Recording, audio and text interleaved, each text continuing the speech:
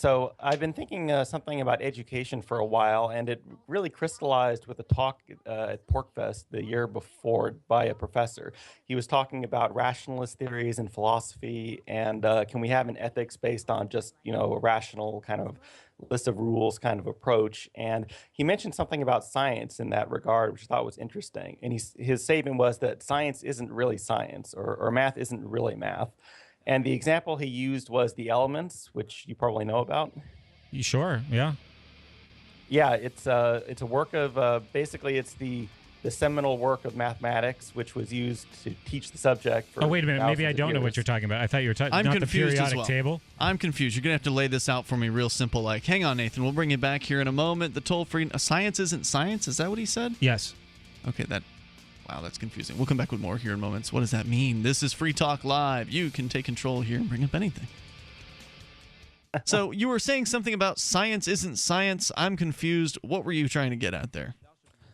Well, first of all, the elements, I want to make sure Brett knows what I'm talking about. It's a geometry treatise, which was basically used for thousands of years to teach mathematics. And it's basically a template for how math is done. You start out with axioms, and then you logically deduce from those axioms the principles, that a triangle has 360 degrees and whatnot. So Okay. are you with me so far? Yep, absolutely.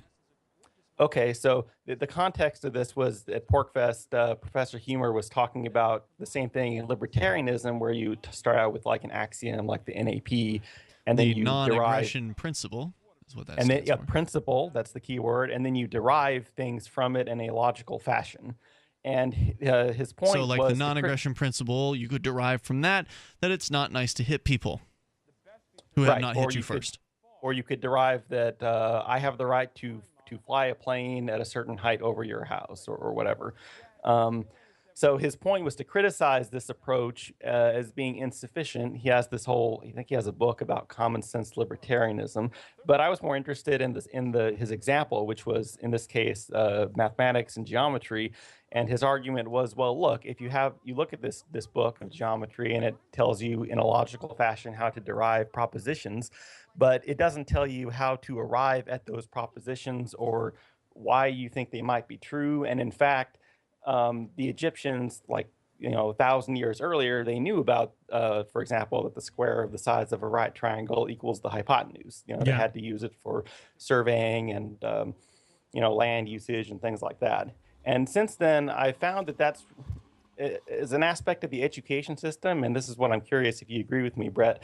It seems like this kind of problem pervades science education the way it's taught, because the whole system is a very rationalist approach where you're given a list of rules, whether it's how to balance an equation in chemistry, or you're given rules in algebra and you have to memorize these rules, and there's no context of like this is how you come up with these ideas. This is how this is evidence. So what you're that these saying ideas is, might be true. just to be clear, so what you're saying is that in the government classrooms, school classrooms around the country, they're presenting all of these rules to students without explanation for how they were discerned? Math is taught. Precisely. Math is taught, and most of my recent math instruction has been with the SAT, which has a lot of geometry on it.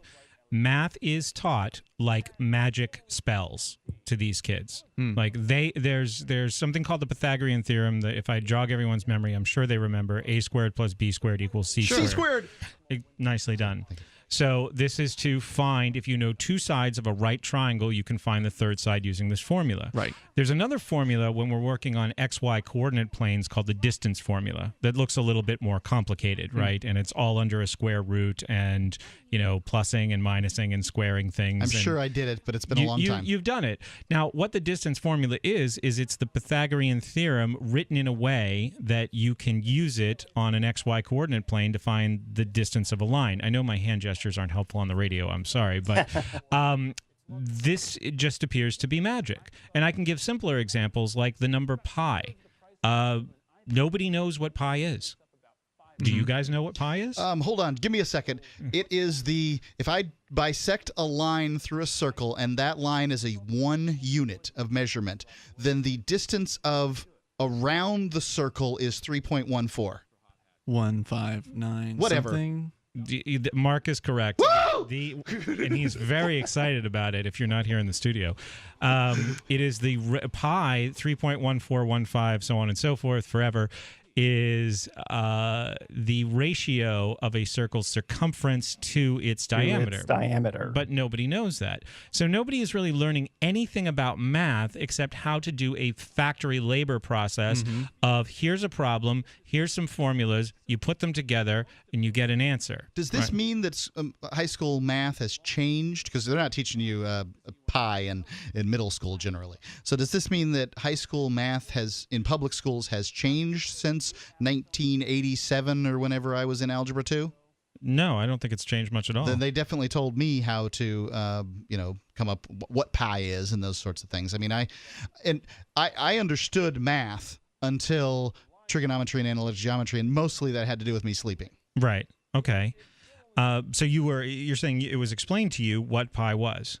Absolutely. I've done this survey, and I can't even think of how many hundreds of kids I've done the SAT class with in the past few years.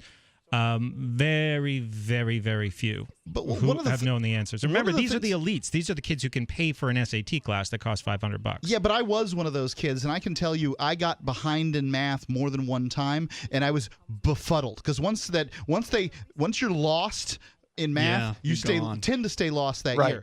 Now, it's cumulative. You can sit down as a student, and I did this twice. You can sit down and say, I am catching up. And then you can read the textbook, because you can actually read a math book. I know they don't tell you can do that, but you can read a math book and then explain, and it explains what's going on, and you can catch up. I did it twice. Now, I realize I'm a super genius, but good Lord, anybody can read a book. Yeah, I was going to point that out. I couldn't do it when I was in school, man. I could not force myself to read those textbooks. Well, I think that's part of the problem. I think that's part of the problem because it's this kind of uber rationalist approach. You wind up in this long chain of deduction where you don't really know where you're coming from or where you're going, and why did they do that at that step? And I kind of view it as, and this is coming from a super genius, of course. Sure. So it kind of reminds me of this whole Prussian model where you have to get the idea is to make students, teach them a set of procedures so they can work in a factory, if I can compare it to that. Yeah. It's like you're teaching them mathematical procedures, scientific procedures, so that they can become whatever, enter the workforce or just proficient enough to function at whatever the task is that they're doing. And, they don't need to know how math works in order to calculate the other side of the triangle. They just need to know the formula. Right. They don't need to know, for example, that probability theory went through all these, schisms and arguments and letters between Pascal and Fermat about arguing about and, coming up with the ideas. They just need to know that, the probability of the coin is 1/2. And if you have math is just finished. Multiply them together. Yeah, they learn that math is just finished and agreed upon, and there was never any doubt about that. And the real tragedy is they learn things like history the same way. Nathan, good call tonight. I think you finally made sense to me. I appreciate at least on this topic. Thank you for making it. Now I know what he meant when he said math isn't math and science isn't science. Thanks for the call. Free Talk Live, 7 nights a week from 7 to 10 Eastern, live on the Liberty Radio Network at LRN.FM.